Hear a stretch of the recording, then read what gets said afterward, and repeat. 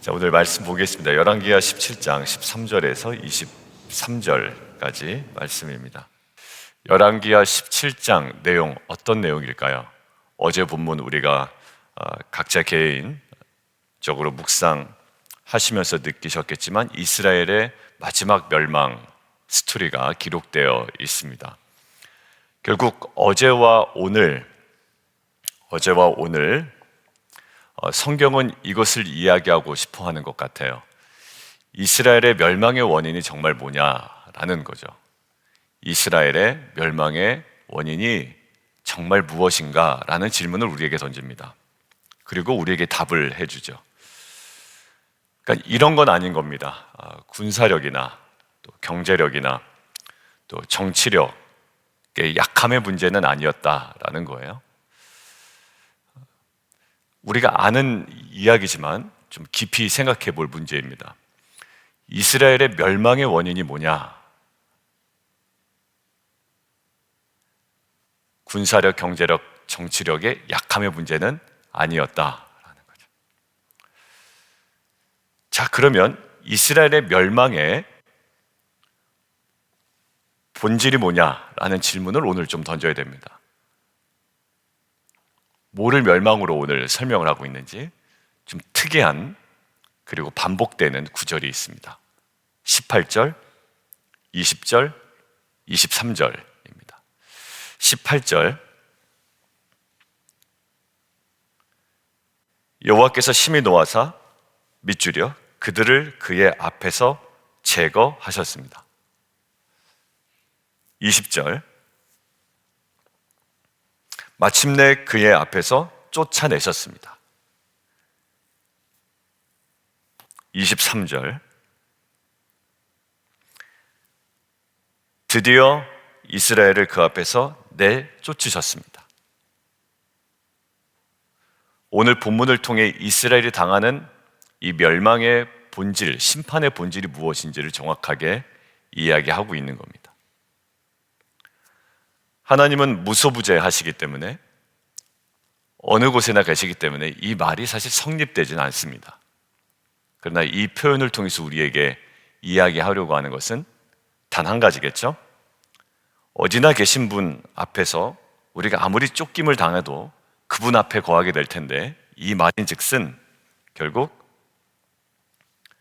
관계의 단절을 이야기하는 거겠죠. 그게 바로 에덴 동산에서의 죄로 인한 하나님과 인간의 관계 단절과 비슷한 겁니다. 하나님의 낯을 피하여 도망갔던 아담처럼, 제대로 바라보지 못했던 아담처럼 볼 수 없고 느낄 수 없었고 더 이상 신뢰하지도 않았고 그 어떠한 관계도 성립되지 않는, 결국 이 멸망의 본질은 관계의 단절입니다.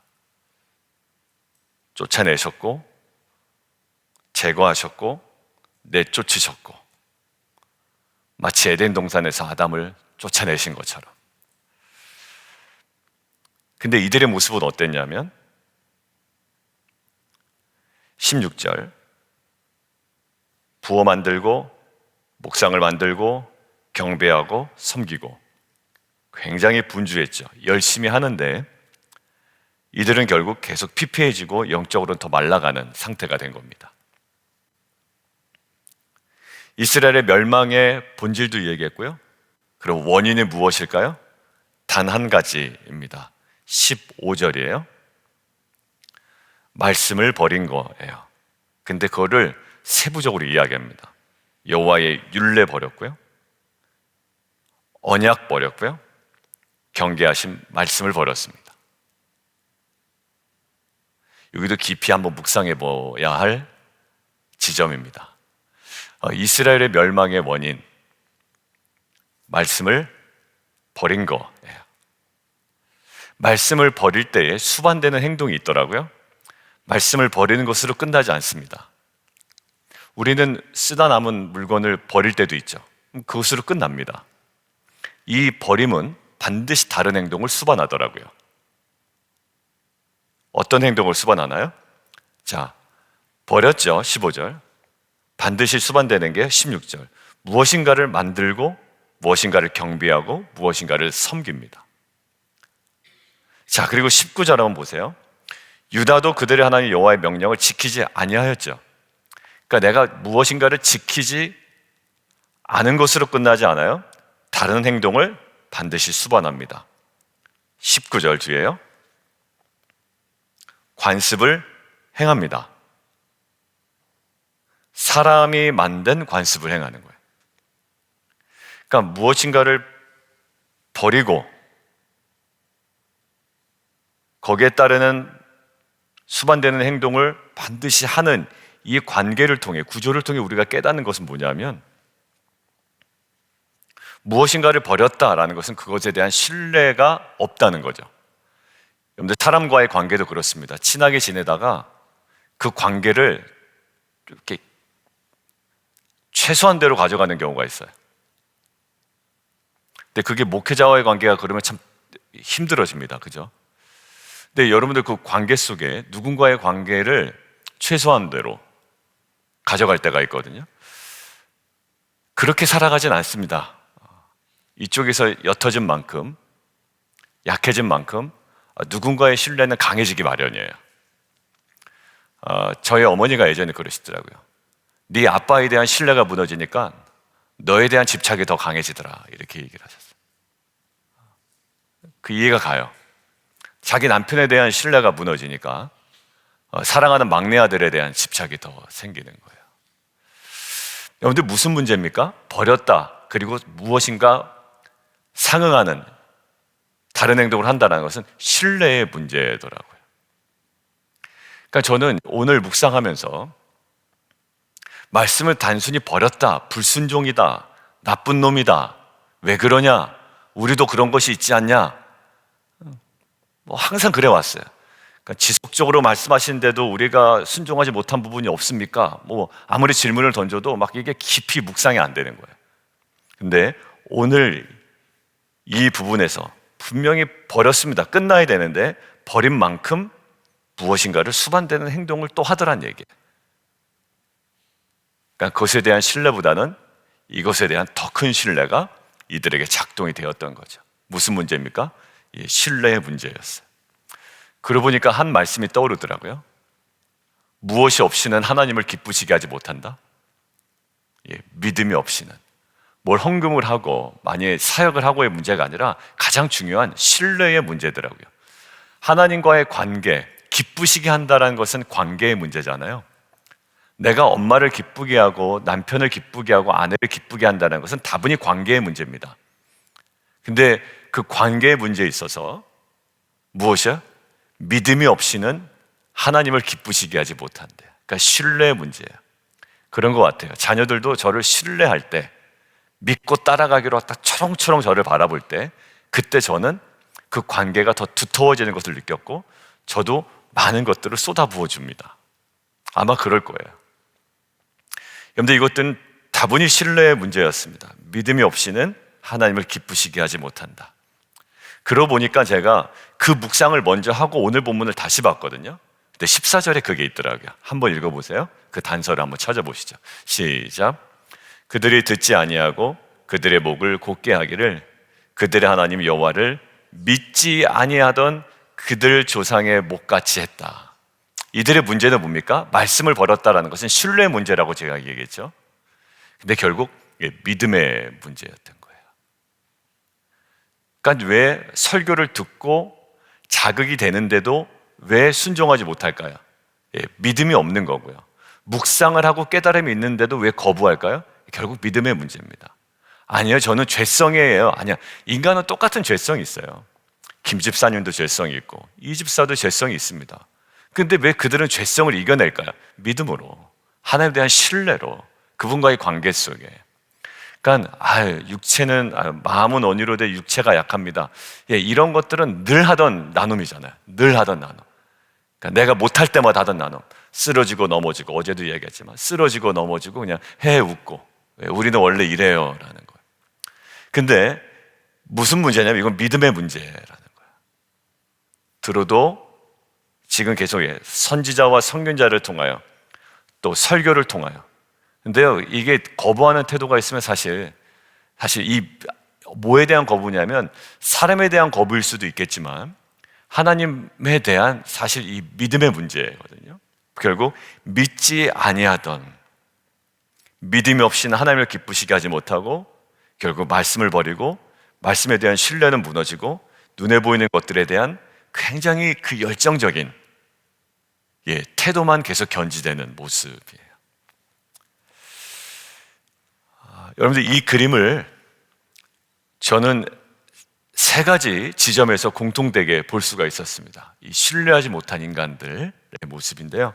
첫 번째, 오늘 본문이에요. 오늘 본문, 신뢰하지 못해서 버립니다. 그리고 자신이 신뢰할 만한 것들에 대하여 열심을 다합니다. 그것이 일이 되었든 아니면 재정적인 문제가 되었던 자기가 신뢰할 만한 것들에 대하여 마음을 쏟아요. 두 번째 그림은 바로 21절인데 이스라엘을 다윗의 집에서 찢어 나누심에 그들이 느밧의 아들 여로보암을 왕으로 삼았대요. 근데 그 여로보암이 이스라엘을 여호와를 떠났대요. 여기도 떠나죠. 여호와를 떠나죠. 이건 무슨 문제입니까? 왜 떠났을까요? 신뢰 문제예요. 왜 신뢰 문제라고 이야기하냐면 여로보암에게 너 왕이 될 거다라고 누가 얘기합니까? 동네 지나가던 깡패가 얘기한 게 아니라 하나님의 사람 아이야를 통하여 하나님께서 말씀하십니다. 그림을 보여주시죠? 옷을 찢어요. 12조각을 나눕니다. 10조각을 주죠. 그래서 이거 네 나라가 될 거야.